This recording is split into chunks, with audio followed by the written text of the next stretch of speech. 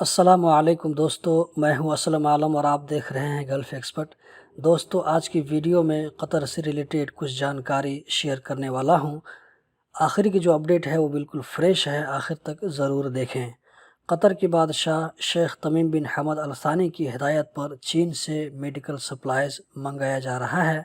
Qatar में पहले से भी ये ज़रूरियात के सामान मौजूद हैं, लेकिन इससे यहाँ पर और भी इजाफा होगा। क्रिमिनल कोर्ट ने एक अफ्रीकी शख्स को ड्रग्स यूज़ करने और बेचने के जुर्म में 20 साल जेल और 3 लाख रियाल फ़ाइन, उसके बाद डिपोर्ट का सज़ा दिया है। मुखबिरी के ज़रिए उस शख्स को रंगे हाथों पकड़ा गया। उसके घर के किचन से 11 किलो ड्रग्स भी पकड़ा गया। पूछताछ करने पर उस मुजरिम ने बताया कि ये सामान उसके किसी दोस्त ने दिया था, जो कि अभी कतर से बाहर है।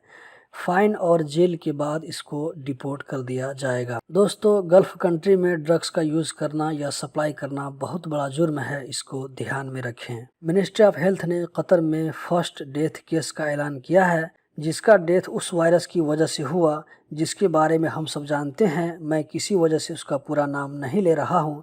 बताया जा रहा है कि उस आदमी का ताल्लुक बांग्लादेश से था, जिसकी उम्र 57 यानी 57 साल थी, और ये आदमी पहले से ही किसी पुरानी बीमारी से पीड़ित था। उस शख्स को 16 मार्च को हॉस्पिटल में दाखिल किया गया था और उसका मेडिकल केयर किया जा रहा था। मिनिस्ट्री ऑफ हेल्थ ने मरने वाले के घर वालों से ताज़ियत का इजहार किया है। दूसरी तरफ 28 नए केस रिपोर्ट हुए हैं, जबकि 2 लोग इससे सेहतयाब हुए हैं।